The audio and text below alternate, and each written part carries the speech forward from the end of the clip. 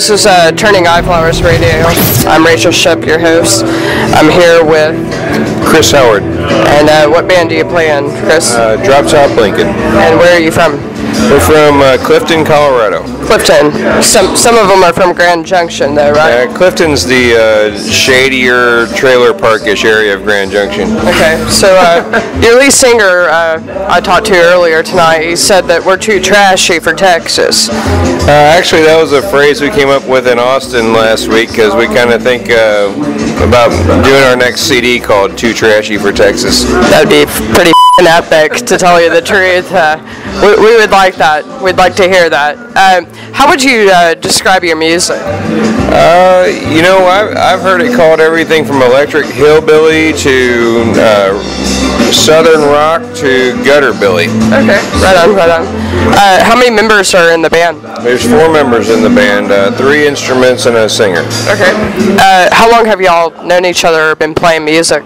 Casey and I formed the band, I guess the root of the band, in 2009. Okay. We started playing together, and then we added Jack, our drummer, in spring of 2010, and then Scotty, the singer, in the summer of 2010. And y'all are called Drop Top Lincoln. Drop Top Lincoln. And he was telling me how you got the band name. Well, actually, Casey and I started out thinking we were going to do more of a rockabilly sound, and I was kind of making fun of his car. He's got a '79 Lincoln Continental, and I just thought the name Drop Top Lincoln sounded kind of rockabilly, and it's just stuck. Right on. Were you influenced by Reverend Horton Heat by any chance? You know, he's come through Grand Junction a few times and we've listened to him. He's not an influence in our style, but we really like his show. Yeah, he puts on a good show. He comes through Fort Worth a couple of times, played at a really well-known area off of 7th Street called the Rec Room before the 7th Street got a little yuppie, honestly. How do you feel about playing at the Grotto Bar tonight? This is a great venue. You know, as far as the sound quality in here is amazing considering it's a brick building. You know, you kind of expect stuff to bounce around off a brick, and it doesn't in here. It's a great venue to play. How'd you like the sound guy tonight? He was fantastic. He did a great job. Yeah, his name is Scott Vernon. He plays for Sally Majestic. Been around the Fort Worth area for a minute. Yeah, he did a great job. We're really happy with what we had on stage, and I hope it sounded that good out here. Right on. What do you think about us Texans and the whole Fort Worth area and the live local music scene we got around here? Yeah, you have a great music scene here, and that's, you know, we came down here specifically because I think our music will go well in Texas, and the record label thinks the music will go well in Texas, and we came down here and we've liked what we've seen so far. It's just it's a cool scene. It's the bands seem to work well with each other, sharing information, and it seems like a pretty tight-knit group, and everybody works well together, and we've really enjoyed our time down here. Do you believe that our music scene is humble? You know, humble is it's person to person. We've seen some that aren't, and we've seen some that are. You know, it's there's always going to be some that are more flamboyant than others. Right. Definitely. I definitely agree on that. So what brings you here to Fort Worth tonight? Well, we have an office here in Dallas, and we have an office in Austin with the record label that we're with, Prophecy Records, and so they just really wanted us to get into Texas, and so we've been down here, you know, working off those satellite offices. Right on. I heard a Stones cover tonight. Are you influenced by the Rolling Stones by any chance? Yeah, absolutely. We're influenced by slutty women. Slutty women. About the Rolling Stones have obviously been an influence. It's kind of if it's possible, I think we're a trashier version of the Stones.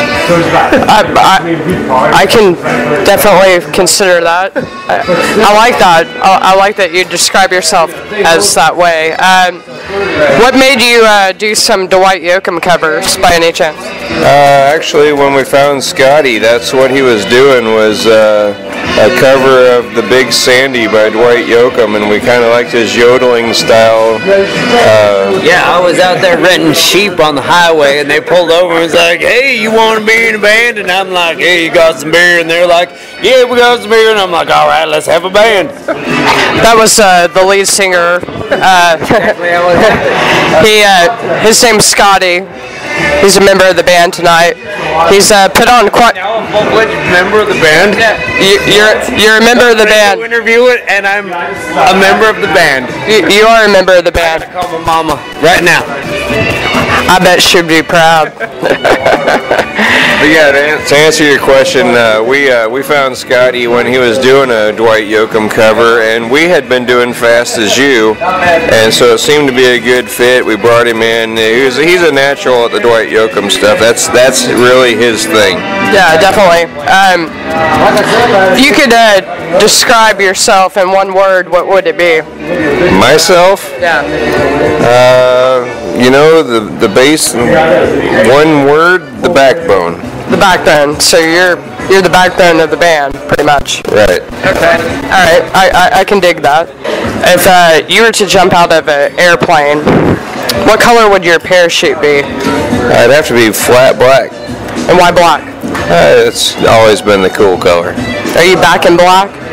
No, we're not back in black. I mean, you got the black shirt on, the black hat, the black glasses. Are you a ticking time bomb here? Oh, you never know what's going to happen. Okay. Right on. How did you recently feel about one of the band members of the Beastie Boys dying on us? That was really shocking. I never thought of those guys as being in that age group where you start losing them. Yeah. It was really shocking to find out that one of them had died. Yeah, definitely. I never knew the guy had cancer, to tell you the truth. How do you feel about that disease, honestly? Cancer's taken people in my life, and